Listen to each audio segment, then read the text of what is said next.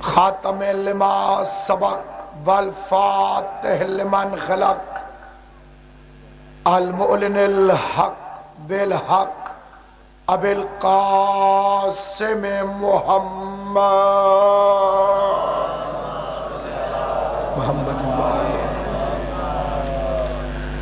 وأہل بیتہ الطیبین الطاہرین المعصومین المنتجبین المظلومین الذین اذهب اللہ عنہم الرجس وطہرہم تطہیرا محمد وآلہ ولعنۃ اللہ علی اعدائہم وغاصب حقوقہم ومنکر فضائلہم ومصائبہم وولایتہم اجمعین اما بعد قال سبحانہ وتعالی فی کتابہ الحکیم بسم اللہ الرحمن الرحیم والضحی واللیل اذا سجی ما ودعک ربک وما قلی وللآخرۃ خیر لک من الاولی وَلَسَوْفَ يُؤْتِيكَ رَبُّكَ فَتَرْضَىٰ أَلَمْ يَجِدْكَ يَتِيمًا فَآوَىٰ وَوَجَدَكَ ضَالًا فَهَدَىٰ وَوَجَدَكَ عَائِلًا فَأَغْنَىٰ فَأَمَّا الْيَتِيمَ فَلَا تَقْهَرْ وَأَمَّا السَّائِلَ فَلَا تَنْهَرْ وَأَمَّا بِنِعْمَتِ رَبِّكَ فَحَدِّثْ صلوات بلند آواز سے محمد و آل محمد صلی اللہ محمد و آل جس جس کے دل میں آل محمد سے جتنی جتنی محبت ہے اتنا جاگ کے محمد و آل محمد پہ بلند صلوات پڑھ لو محمد و آل محمد صلی اللہ محمد و آل محمد درود رحمت کا باعث ہے اور یہ رمضان کا مہینہ ہے درود خود رحمت اور جو مہینہ ہے وہ خود رحمت والا مہینہ رحمت اللہ کی سارا سال برستی ہے لیکن رمضان کو قبلہ خصوصی رحمت والا مہینہ اس لیے کہتے ہیں کہ باقی 11 مہینے بندہ رحمت کی تلاش میں رہتا ہے رمضان کے مہینے میں رحمت بندے کی تلاش میں رہتی ہے اس لیے مل کے بآواز بلند صلوات پڑھ لو محمد و آل محمد صلی اللہ محمد و آل محمد چلو جسے نہیں آتی صلوات ساتھ والے سے پوچھ کے پڑھ لے لیکن رحمت سارے حاصل کرو آخری آدمی تک جتنی طاقت ہے مل کے علی بادشاہ کی ذات پہ صلوات پڑھ لو محمد و آل محمد و آل ممبر حسین بادشاہ کے ذاکری کے آفتاب و مہتابوں سے جلوہ فگن ہے میں ایک طالب علمانہ گفتگو کرتے ہوئے اس شہزادی کا تذکرہ کرنا چاہتا ہوں جس کے خرچے سے محمد کا چرچا ہو گیا قریب ترین تاریخ ہے ملکۃ العرب اسلام کی خاتون اول محمد کے مشن کی شریک زہرا کی پاک اماں حسن حسین کی شریف نانی جناب خدیجۃ الکبریٰ کی اور مطابقت رمضان سے دشمنان اہل بیت کا کلیجہ دلانے کے لیے ضروری ہے کہ خدیجہ کا ذکر بھی ہو حمزہ کا تذکرہ بھی ہو حسن کا ذکر بھی ہو اسے جگانا ذرا وہ تو نیندر آئیو بھی پیچھے جا کے سمجھ ذرا اگو اگو توجہ کریں بس میں بغیر کسی تمہید کے بغیر کسی کو توجہ کی گزارش کیے ہوئے چاند جملے عرض کرتا ہوں یہ ملکہ نہیں ملیکہ ہے جو فقیر سے شاہ بن جائے اسے ملکہ کہتے ہیں اور جو ازل سے شاہ ہو جس کی دولت کو بسم اللہ بسم اللہ بسم اللہ جس کی دولت کو کبھی زوال نہ ہو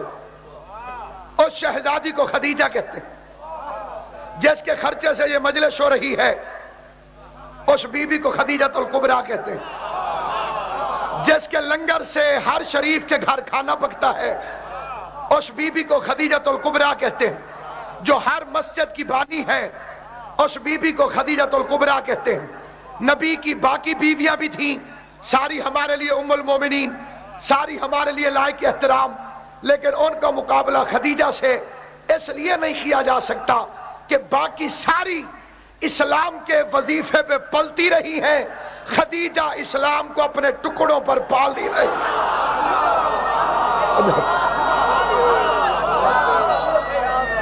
ساری لاگن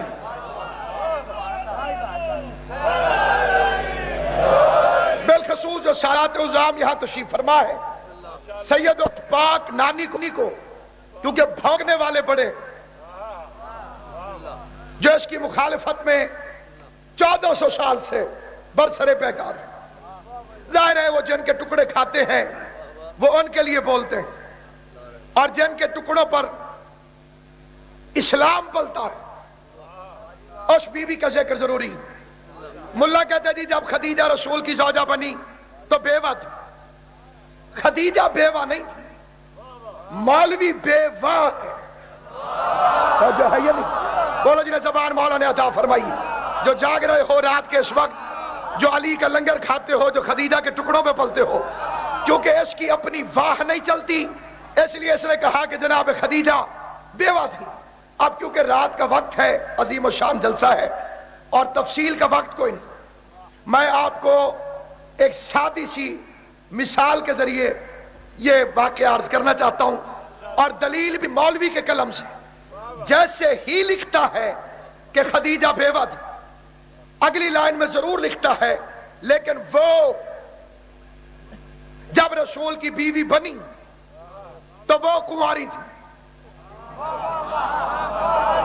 یہ حیرانوں کے نہیں، لیکن توجہ فرما کے ضرور سماعت فرمانا۔ پتہ چلا بی بی خدیجۃ الکبریٰ کو بیوہ کہنے کا اکثر مقصد کسی کو کنوارا ثابت کرنا ہے۔ توجہ ہے یا نہیں ہے؟ بلا دلیل جسے پسند آئے وہ بولے، جسے پسند نہ آئے وہ بے شک چپ رہے، لیکن میں 100% مطمئن ہوں کہ پوری کائنات نے جہاں بھی لکھا کہ خدیجہ بیوہ تھی، 2-3 لائنیں چھوڑ کے یہ لکھنا پڑا لیکن وہ کنواری تھی۔ پتہ چلا کسی کا مقابلہ خدیجہ سے کرنے کے لیے خدیجہ کو بیوہ لکھا گیا، اسے کنوارا لکھا گیا، لیکن مجھے علی کی امامت کی قسم، محمد و آل محمد کی طہارت کی قسم، کائنات مل کر بھی رسول کی کسی اور بیوی کو خدیجہ کی جوتیوں کے برابر بھی اس لیے پیش نہیں کر سکتی کہ خدیجہ وہ واحد ام المومنین ہے جسے محمد کنوارا ملا ہے۔ وجہ ہے یا نہیں؟ وجہ ہے یا نہیں؟ یہ واحد ام المومنین حضرت